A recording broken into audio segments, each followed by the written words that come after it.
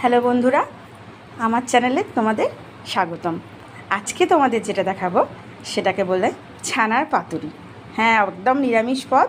ধরো পুজোর দিনে বা অন্য কোনো দিনে ভালো লাগছে না খেতে, একঘেয়েমি তরকারি বা একঘেয়েমি কিছু, সেদিন তোমরা এটা বাড়িতে প্রিপারেশন নিয়ে করবে। এতে শুধু যেটা লাগে সেটা হচ্ছে কলা পাতাটা মেন, আর বাকি ইনগ্রিডিয়েন্টস সব তোমাদের বাড়িতে আছে, সেগুলো দিয়ে এটা করা যাবে। ঠিক আছে, এই দেখো, এখানে দেখো আমি ছানাটাকে চটকে এইভাবে রেখে দিয়েছি। রাখার পরে এটা মোটামুটি ম্যারিনেট করতে হবে ঘন্টা দুয়েক। এর মধ্যে কি আছে বলো তো?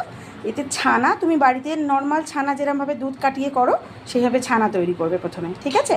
তারপর এর মধ্যে ধনে পাতা কুচি, লঙ্কা বাটা, সর্ষে বাটা, নারকেল বাটা, পোস্ত বাটা, চার মগজ বাটা, আর কাজু বাটাটা অপশনাল, তোমরা দিতেও পারো নাও দিতে পারো, নুন, চিনি আর সর্ষের তেল, এই কটা ইনগ্রিডিয়েন্টস দিয়ে তোমরা ভালো করে, এই দেখো যেরকমভাবে আমার মা মাখাচ্ছে, দেখো এইভাবে মাখিয়ে ম্যারিনেট করে মোটামুটি 2 ঘন্টা রেখে দেবে। ঠিক আছে, এরপরে যেটা করতে হবে সেটা হলো, এরপরে কলা পাতার মধ্যে তেল মাখিয়ে এটা সুন্দর করে পিস পিস করে তোমার যেমন শেপ ইচ্ছা সেরকম শেপ দিয়ে তুমি চাটুতে সেটা সেঁকবে। এইটা আমি তোমাদের পরে দেখাবো, আপাতত ম্যারিনেশনটা। ঠিক আছে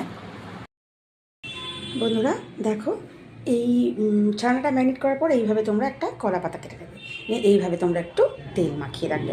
ঠিক আছে, তারপরে তোমাদের ইচ্ছা মতো তোমরা একটা শেপ দেবে, যেমন আমি এইভাবে শেপ দিয়েছি।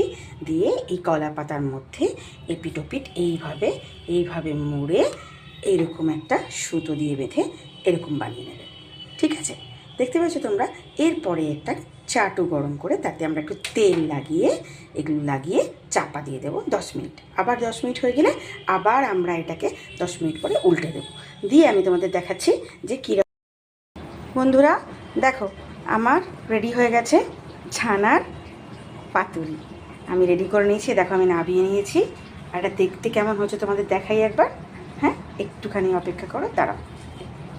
এই দেখো, এই দেখো, এটা এইরকম দেখতে হয়েছে। ঠিক আছে, এটা তোমরা গরম গরম ভাত বা রাইস দিয়ে পরিবেশন করবে। ঠিক আছে, আর আমার চ্যানেলটা যদি ভালো লাগে বা আমার রেসিপি যদি তোমাদের ভালো লাগে তাহলে সাবস্ক্রাইব আর লাইক করে দিও। টাটা।